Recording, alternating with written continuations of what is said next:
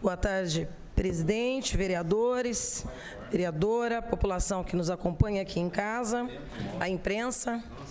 Hoje nós fazemos uma reverência estadual, uma reverência formal aqui, à data de criação, 11 de abril de 1919, logo após a Primeira Grande Guerra Mundial, onde foi criada a OIT, a Organização Internacional do Trabalho, que é um organismo da ONU para o equilíbrio das forças no mundo do trabalho.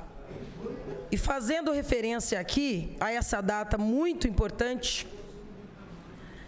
são aí mais de 100 anos de uma entidade importantíssima para o equilíbrio de forças entre o mundo do capital e o mundo do trabalho no mundo, eu não poderia deixar de mencionar a importância também que tem para o mundo do trabalho, em especial, neste caso, para os trabalhadores, servidores públicos, federais, estaduais e municipais, a Convenção 151 da OIT, que foi ratificada em março de 2013 pela ex-presidenta Dilma Rousseff e que ainda não foi regulamentada.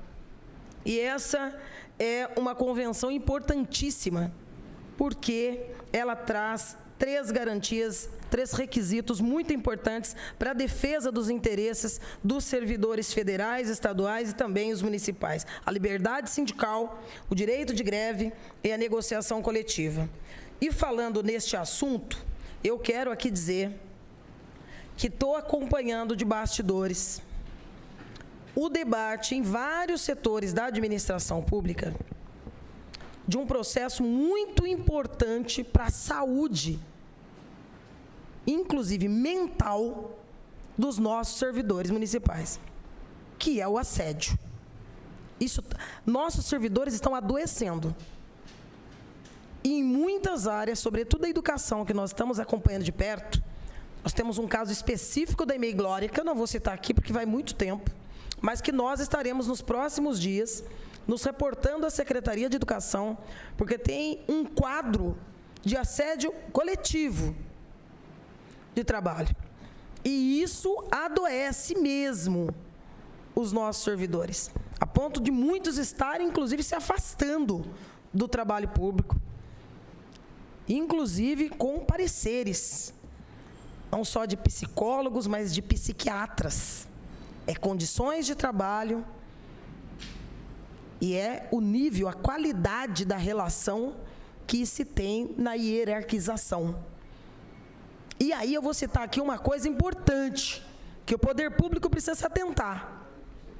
Eu hoje acompanhei a eleição lá do Conselho Curador, fiz vários questionamentos lá da FUNPREV, fiz questão de constar em ata, acompanhei de perto. Essa dança de cadeiras, como frisou aqui o vereador Segala, como se não tivesse mais jogadores em campo, é muito ruim, não só para a fundação, que está num momento delicadíssimo, há 8 meses de concluir um mandato, convidar para voltar, voltar, porque na verdade a ida do presidente cessante, Donizete, voltando para a Secretaria de Administração, fica só a mudança de pedras no tabuleiro. Mas as peças são as mesmas. Só muda o momento estratégico onde elas estão. Inclusive a eleição de uma outra figura hoje, o Sérgio, muito qualificado do ponto de vista da sua formação, da sua qualificação profissional, também é um servidor do governo. É de carreira, naturalmente, mas a sua ida para a FUNPREV e Conselho Curador deu-se por indicação do governo e não por eleição da base dos servidores públicos municipais. Onde é que isso nos preocupa? Essa trégua de 6 meses de CRP só está retardando esse efeito cascata de um debate duríssimo que acabará vindo para essa casa acerca da FUNPREV. E esse jogo de cadeiras já passou da hora. Já passou da hora de nós discutirmos uma regulamentação sobre isso. Inclusive, já fazer aqui um alerta. No ementário de hoje já traz a mudança de nomenclatura do secretário da FUNPREV, presidente da FUNPREV, que, aliás, é uma estrutura criada não há muito tempo e que só aumenta as despesas da fundação. Mudar de nomenclatura não traz o debate necessário sobre esse inchaço. E nós vamos segurar esse debate aqui também, porque nós não vamos ficar discutindo o nome de cargo, não. Nós temos que discutir a importância e por que foi criado. Nós temos que discutir a FUNPREV.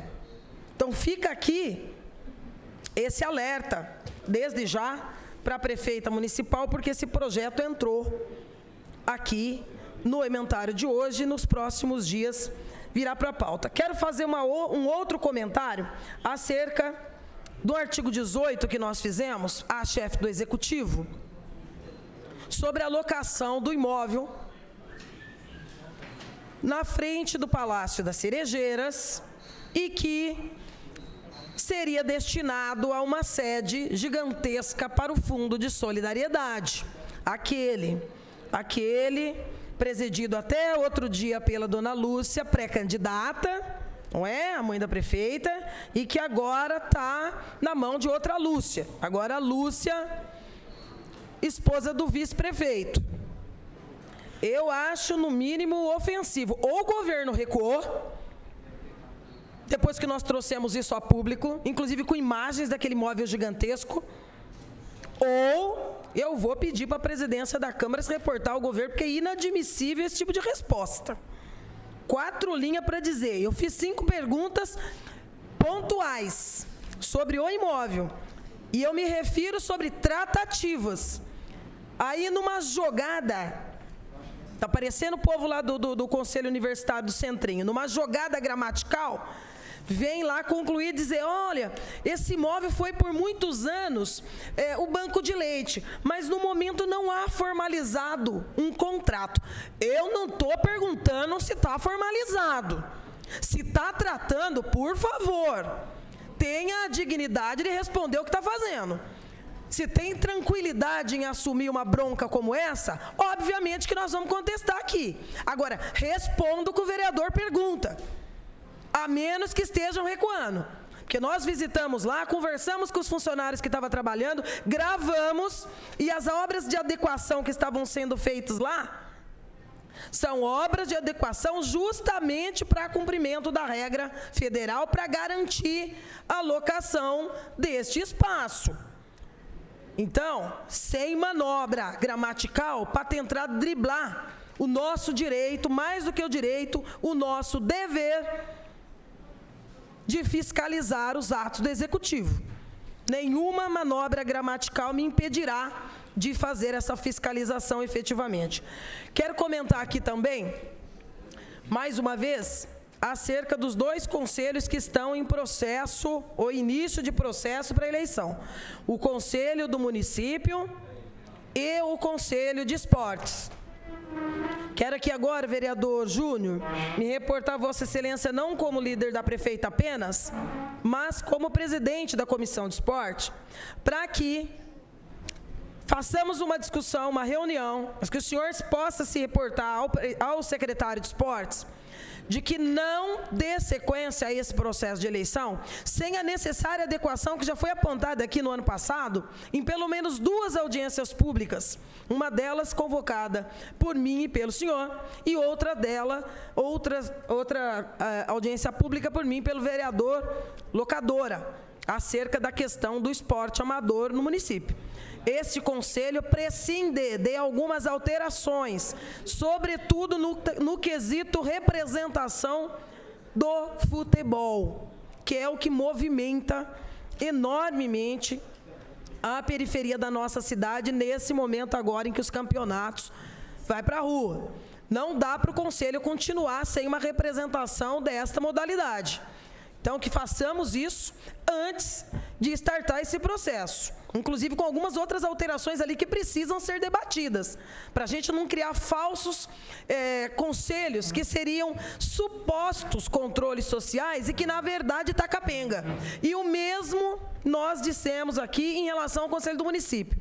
Fizemos uma primeira reunião, o vereador Meira acompanhou, o vereador Locador acompanhou parte da reunião, foi uma reunião pública com a Secretaria de Planejamento e teremos nos próximos dias uma reunião com a Comissão Eleitoral, só concluindo, presidente, teremos uma reunião com a Comissão Eleitoral e já estou sabendo, viu, vereador Meira, que a nossa iniciativa desagradou a muitos. Como dizia minha avó, não sou doce nem carne.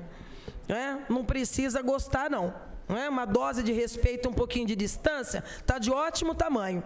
Nós vamos colocar o dedo nas feridas que precisam ser colocadas e vamos exigir que o Conselho do Município seja, do ponto de vista da representação, do ponto de vista da ética profissional e do ponto de vista da atuação, um espaço de controle social efetivo da cidade de Bauru e não de alguns investidores do município.